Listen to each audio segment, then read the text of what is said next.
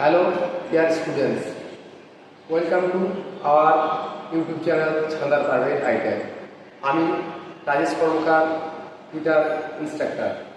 আজ আমি তোমাদের দেখাবো যে লেদ মেশিনের ফোরজো চাকে কীভাবে জব সেন্টারিং করতে হয়। তার আগে আমি তোমাদের একটা কথা বলবো, আমরা জানি যে লেদ মেশিনে সাধারণত দুটো চাকের ব্যবহার বেশি হয়। সেটা হলো একটা থ্রিজো ইউনিভার্সাল চাক, একটা হলো ফোরজো ইন্ডিপেন্ডেন্ট চাক। তোমরা নিশ্চয়ই সে ব্যাপারে শুনেছো বা দেখেছো। আজকে চলো দেখি ফোরজো ইন্ডিপেন্ডেন্ট চাকে কীভাবে জব সেন্টারিং করতে হয়। তো প্রথমে সেন্টারিং করার জন্য আমাদের যে জিনিসগুলো প্রয়োজন সেটা হলো একটা ওয়ার্ক পিস, যেটা আমি নিয়ে নিয়েছি অলরেডি। দ্বিতীয়ত চাকটি, সেটাও আমি নিয়ে রেখেছি। তারপর হলো স্ক্রাইবিং ব্লক, আর নিয়েছি আমি এক টুকরো চক। এইগুলো সাহায্যে কীভাবে আমি সেন্টারিং করব চলো দেখি। প্রথমে আমি জবটাকে চাকের মধ্যে বাঁধব।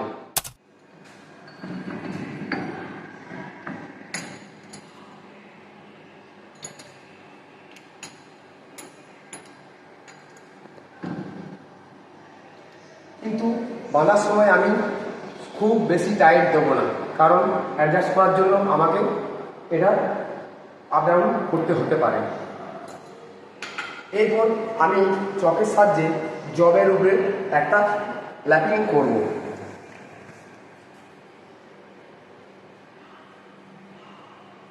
ঠিক এইভাবে গাঢ় করে চকটা জবের মধ্যে লাগাতে হবে।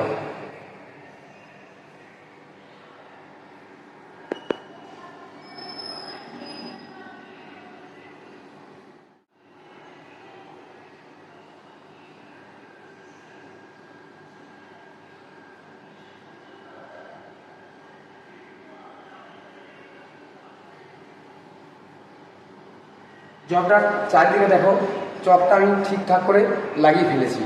এরপর আমি স্ক্রাইবিং ব্লকটাকে জবের সাথে অ্যাডজাস্ট করব।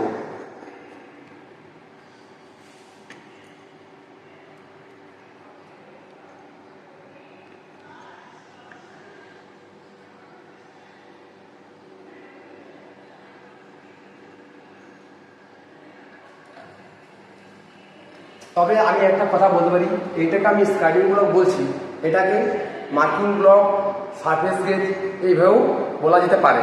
ঠিক আছে,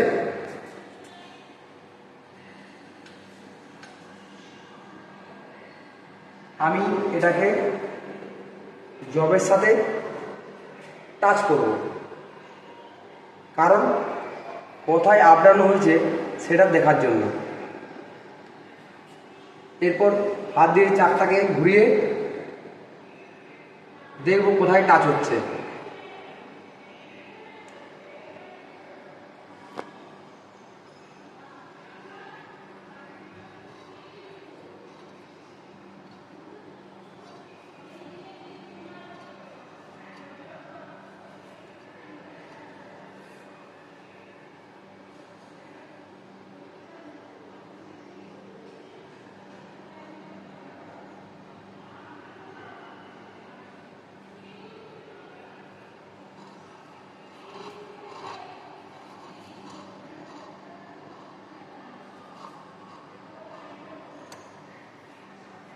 দেখো, যদি আমরা ভালো করে লক্ষ্য করি তো দেখতে পাবো জবের একটা জায়গায় টাচ করেছে, বাকি কোনো জায়গায় টাচ করেনি। এই জায়গায় টাচ করেছে, এর মানে হলো যে জবটা এই জায়গায় উপরে আছে, একে আমাকে একটু ডাউন করতে হবে। তার জন্য আমি কি করব, এই যে জায়গায় টাচ করেছে তার উল্টো দিকে জ দুটো হালকা লুজ করব।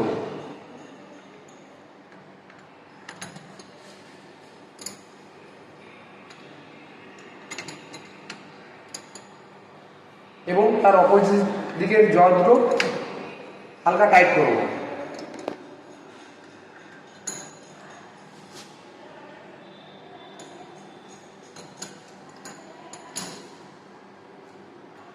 এইভাবে করার পর আবার যে দাগটা এসেছিল সেই দাগটা আবার চক দিয়ে দাগটাকে মিটিয়ে দেবো। আবার স্ক্রাইবিং ব্লক দিয়ে আবার চেক করব দাগ পুরো একইভাবে দাগটা আসছে না কোনো জায়গায় আপ ডাউন হচ্ছে।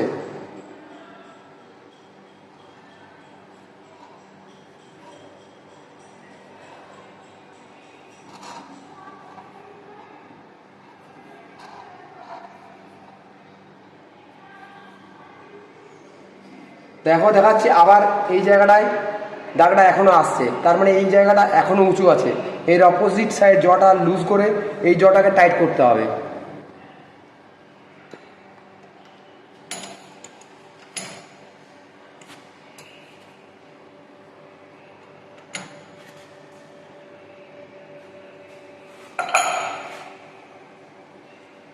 এইভাবে করতে করতে যখন আমার দাগটা ইউনিফর্মলি পুরো জবটার উপর চলে আসবে, তখন আমাদেরকে বুঝে নিতে হবে যে আমার জব প্রপার সেন্টারিং হয়ে গেছে।